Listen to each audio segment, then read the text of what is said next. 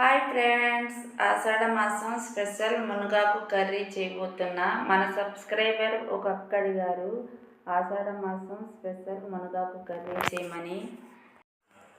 మునగాకు, తెలగపిండి, కొబ్బరి తురుం, కందిపప్పు కర్రీ టేస్ట్ అయితే సూపర్గా ఉంటుంది. కర్రీ చేయడం కోసం క్లీన్ చేసి పెట్టుకున్న మునగాకుని తీసుకోవాలి. 1 కప్పు కందిపప్పు తీసుకుని నానబెట్టుకుని పెట్టుకోవాలి. తెలగపిండి తీసుకోవాలి. తురిమిన కొబ్బరిని తీసుకోవాలి.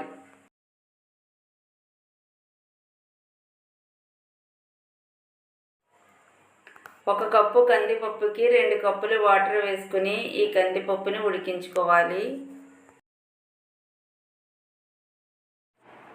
ఈ పప్పునైతే మెత్తగా ఉడికించుకోకూడదు, ఇలా కొద్దిగా ఉడికితే సరిపోతుంది.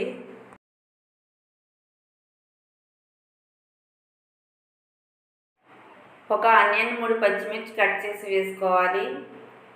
ఉప్పు, కారం, పసుపు, మసాలా పొడిని వేసుకోవాలి. ఇదంతా ఒకసారి మిక్స్ చేసుకోవాలి. క్లీన్ చేసి కట్ చేసి పెట్టుకున్న మునగాకుని వేసుకోవాలి.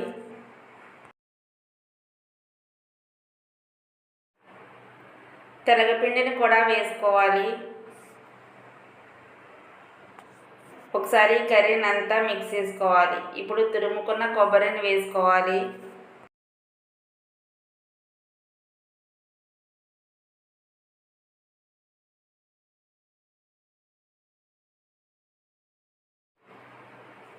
స్టవ్ సిమ్లో పెట్టుకుని మిక్స్ చేసుకుంటూ ఉడికించుకోవాలి.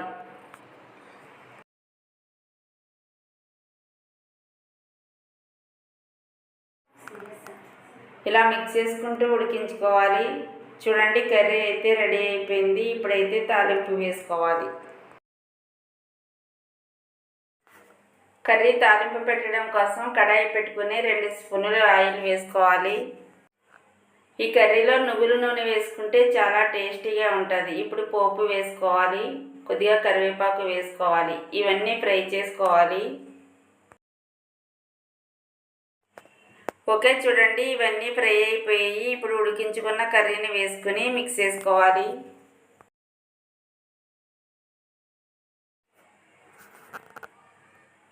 ఈ కర్రీని అయితే ఇంకొక 2 నిమిషాలు కుక్ చేసుకోవాలి.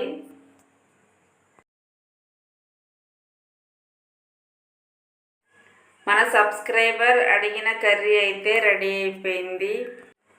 మునగాకు, తెలగపిండి, కొబ్బరి తురుం, కందిపప్పు కర్రీ అయితే రెడీ అయిపోయింది. టేస్ట్ అయితే చాలా చాలా బాగుంటుంది.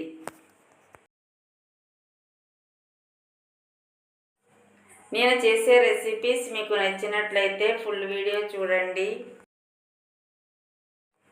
లైక్ చేయండి, షేర్ చేయండి, సబ్స్క్రైబ్ చేయండి. Bye friends.